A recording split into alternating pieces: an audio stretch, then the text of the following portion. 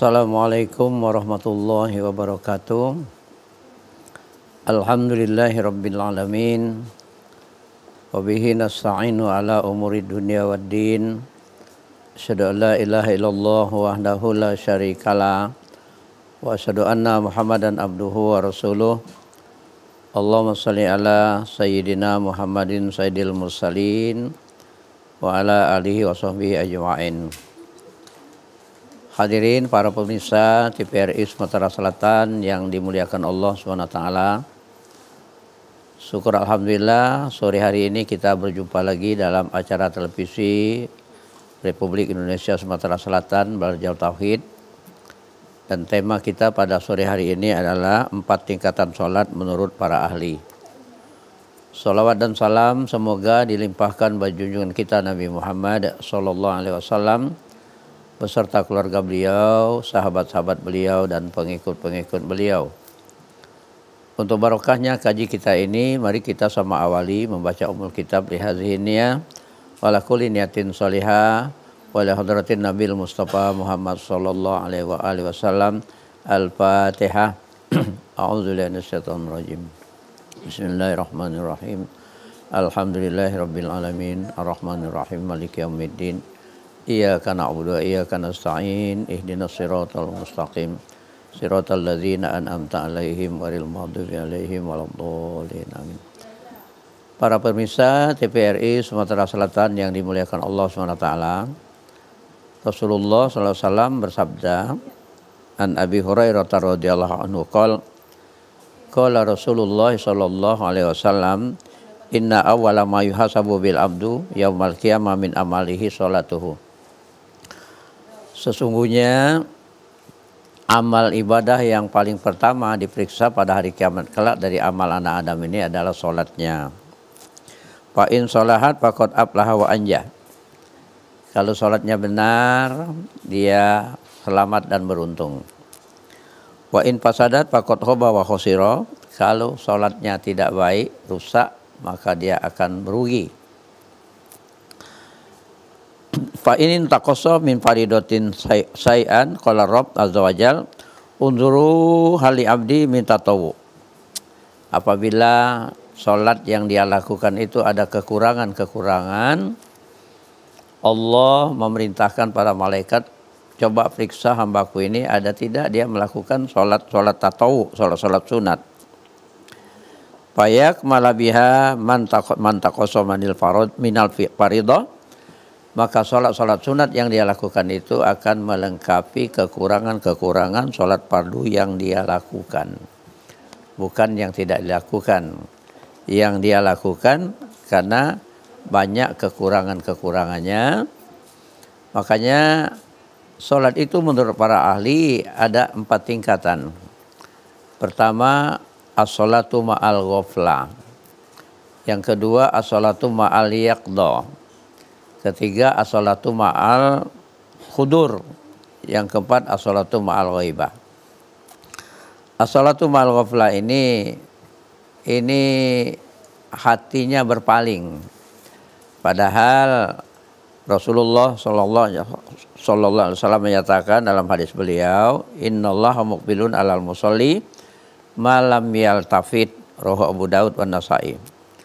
Allah Subhanahu wa taala menerima sholat orang yang sholat itu selama hatinya dan anggota tubuhnya tidak berpaling. Nah, as-sholatu ma'al ghaflah ini itu berpaling. Jadi oleh ahli tasawuf dinyatakan bahwa as-sholatu ma'al ghaflah ini itu sholatnya orang mabuk.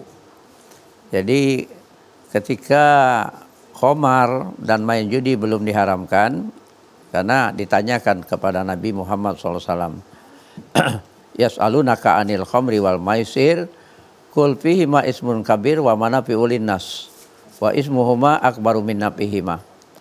Mereka bertanya kepadamu wahai Muhammad tentang khamar dan main judi. Katakan keduanya dosa besar, tapi wa manafi'u linnas ada manfaatnya buat manusia. Wa ismuhuma akbaru min nafihima. Itu negatifnya, dosanya itu lebih besar daripada manfaatnya. Jadi belum diharamkan. Maka para sahabat yang menunggu waktu sholat di Madinah ketika itu minum sampai mabuk. Begitu waktu sholat tiba, sholat lalu salah baca. Yang dibacanya kuliah ayyuhal kafirun a'budu ma ta'budun. Jadi hilang la-nya. Katakan wahai orang kafir, aku menyembah apa yang kamu sembah. Lalu Allah menurunkan teguran, ya ayyuhallazina amanu la taqrabus shalah wa antum sukara hatta ta'lamu ma taqulun. Hai orang yang beriman, jangan kamu dekat-dekat sholat ketika mabuk sehingga kamu tahu apa yang kalian baca. Nah, artinya yang salah baca, tidak terkontrol itu as-shalatu ma'al ghaflah, yang hatinya berpaling dari kondisi apa yang dilakukan oleh seorang yang sedang sholat. Nah, yang kedua yaqdo. Yaqdo ini hampir sama. Ini kasus orang Badui, orang kampung menghadap Rasulullah SAW. Ya Rasul, kami ini petani gandum. Waktu sholat kami teringat gandum di ladang yang belum selesai kami tanam. Apa sholat kami batal ya Rasul? Kata Rasulullah SAW, tidak, sholat kalian tidak batal. Tapi cepat-cepat kembalikan hati kalian tuh ingat bahwa kalian sedang sholat, sedang berhadapan dengan Allah. Nah, jadi dua-dua sholat ini berpaling gitu. As-sholatu ma'al ghaflah, hatinya berpaling. As-sholatu ma'al yaqdo, hatinya berpaling. Tapi sholatnya sah selama 4 komponen diselesaikannya, yaitu syarat-syarat sah, rukun-rukun sholat, sunat muakkad dan sunat hayya. Yang ketiga as-sholatu ma'al hudur. Nah, ini sholat yang memenuhi 6 komponen untuk syarat sah pada batin dalam sholat itu.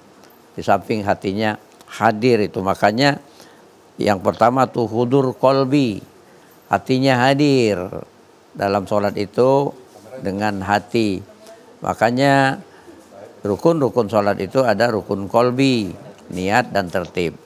Rukun kolbi itu niat di dalam hati. Setelah berniat sambil melaksanakan takbiratul ihram, Allahu Akbar, maka hatinya terlibat atau mengatur urutan sholat. Jadi tidak sifat terbang.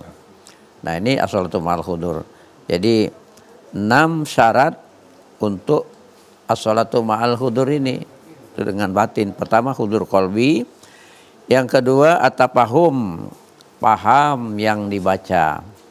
Nah, apabila paham yang dibaca ini membantu kehusuan di dalam sholat. Kan khusyuk itu dalam mazhab Syafi'i menghadirkan hati, menenangkan seluruh anggota tubuh dan merasa hadir di hadapan Allah yang Maha melihat. Ketiga itu at-ta'zim, itu penuh hormat akan kebesaran Allah Subhanahu wa taala. Maka ta'zim ini diimplementasikan dalam gerakan-gerakan sholat. Ketika takbiratul ihram mengangkat kedua belah tangan, ketika akan ruku juga mengangkat kedua tangan, ketika i'tidal mengangkat kedua tangan, dan ketika bangkit dari tasyahud awal juga mengangkat kedua tangan. Itu ta'zim. Yang keempat itu al-haibah, takut kepada Allah, takut kebesarannya. Al-haibah ini takut kepada Allah, takut murkanya, takut akan murkanya Allah Subhanahu wa taala. Kita ikuti dulu yang berikut ini.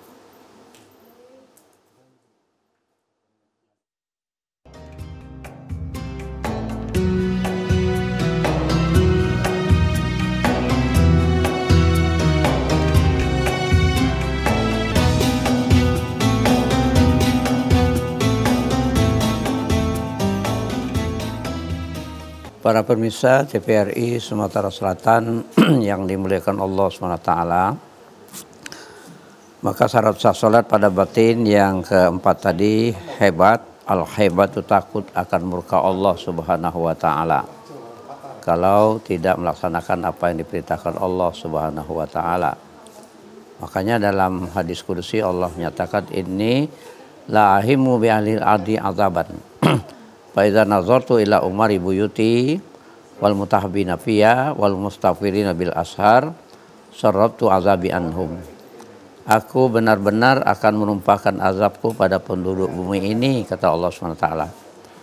Tapi manakala aku melihat masih banyak orang-orang yang memakmurkan rumahku, yaitu masjid dipenuhi, sholat berjamaah, pengajian-pengajian, wal mutahabbina fiyya, dan tumbuh rasa saling mencintai di antara mereka itu karena aku, karena Allah, wal mustaghfirina bil ashar, dan masih banyak aku lihat orang yang memohon ampun di waktu syahur, itulah yang sholat tahajud.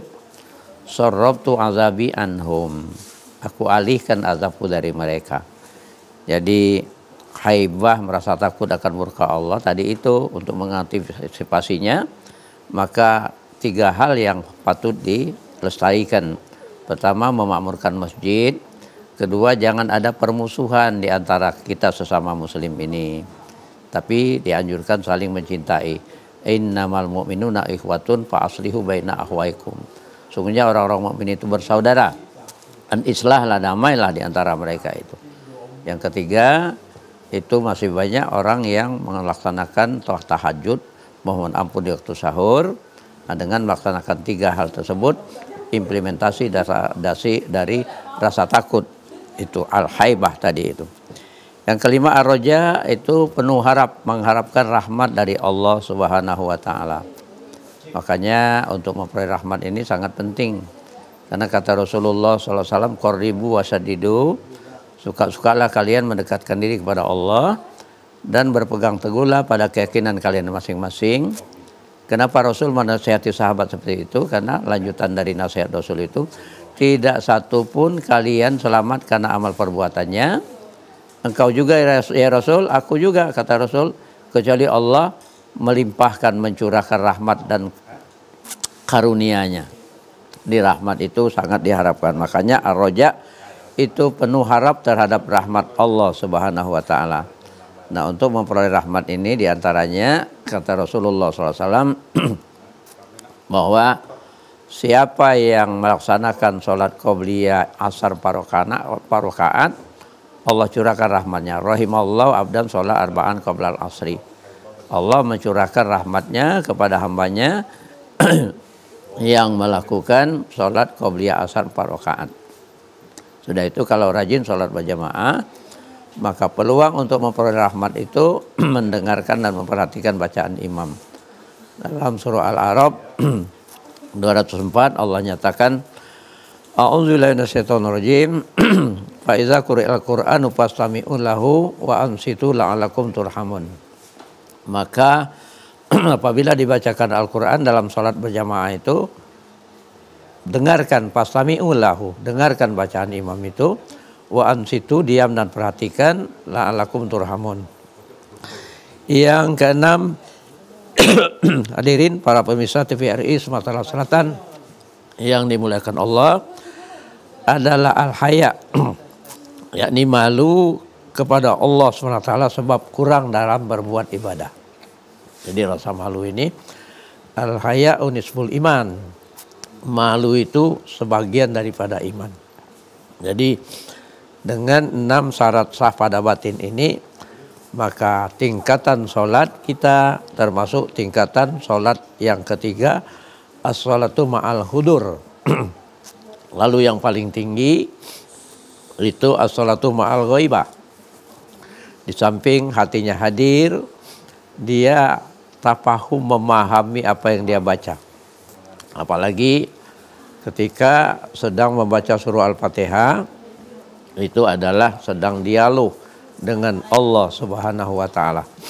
Karena Allah dalam hadis kursi menyatakan, kusimatis sholah baini wa baina abdi nisfain wali abdi masa'alah. Aku bagi dalam sholat ini antara aku dengan hambaku 2 bagian.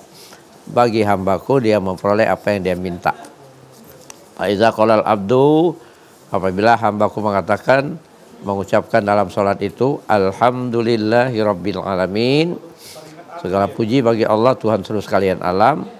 Langsung qala Allah jawab, hamidani abdi, hambaku memujiku.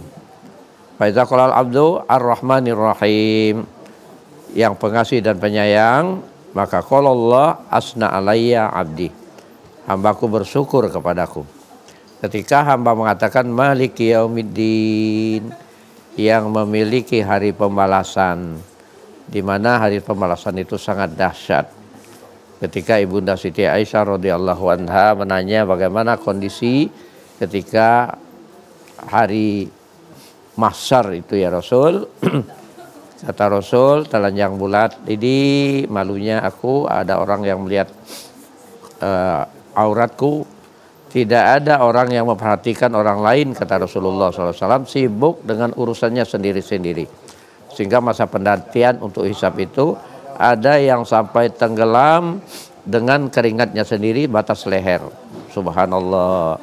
Makanya ketika hamba mengatakan dalam sholat itu Maliki Yaumiddin, yang memiliki hari pembalasan, Allah jawab majadani abdi, hambaku berserah diri kepadaku. Kita ikuti dulu yang berikut ini.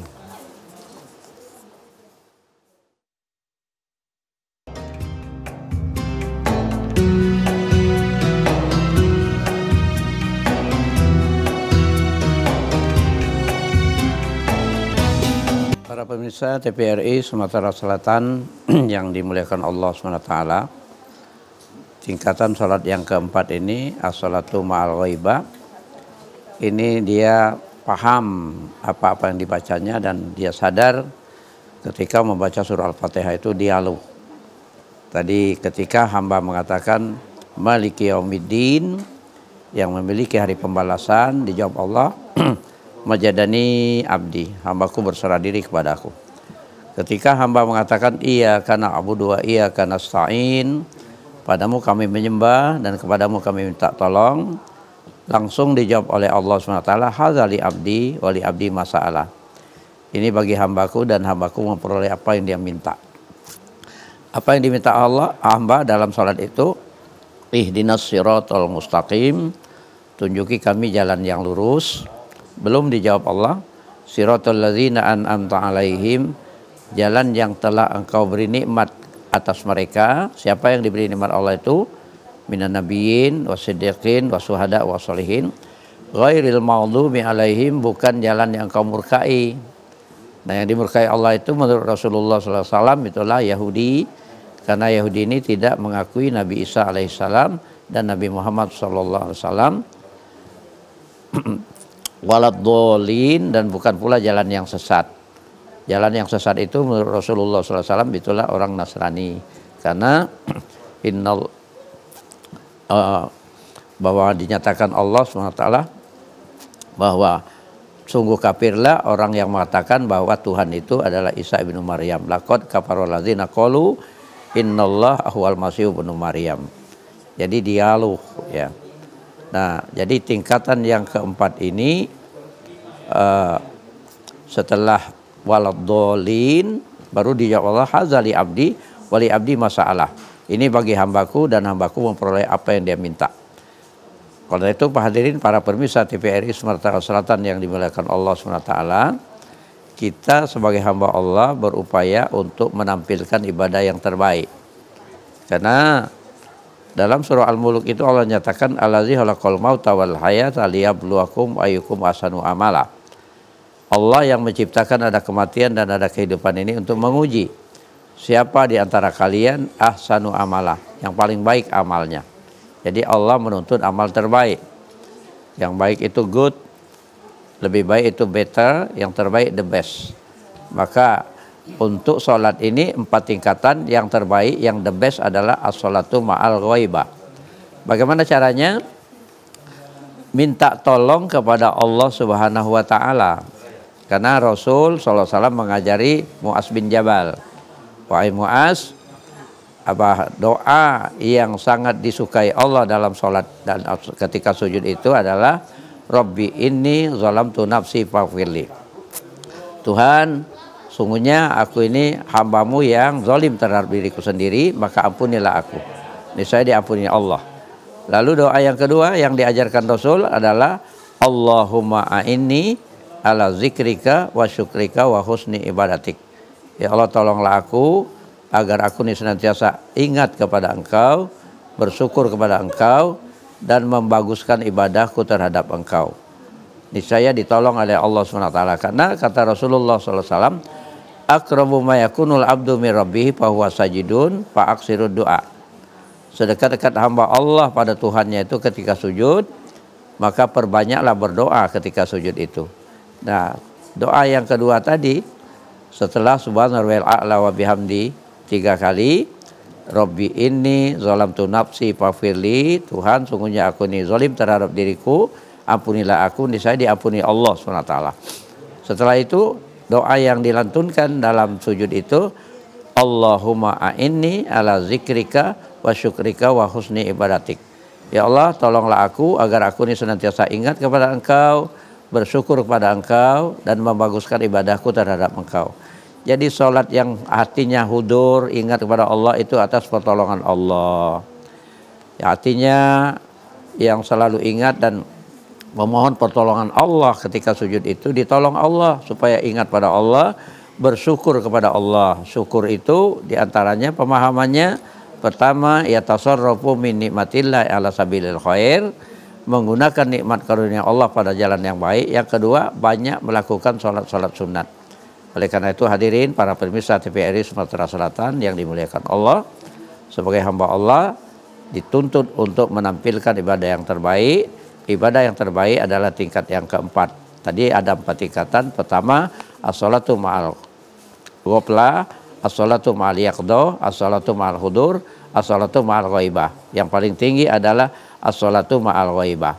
Ini saja yang dapat disampaikan dalam kesempatan yang singkat ini. Mudah-mudahan ada manfaatnya. Subhanakallahumma wa bihamdika asyhadu an la ilaha illa anta astaghfiruka wa atubu ilaik. Wassalamualaikum warahmatullahi wabarakatuh.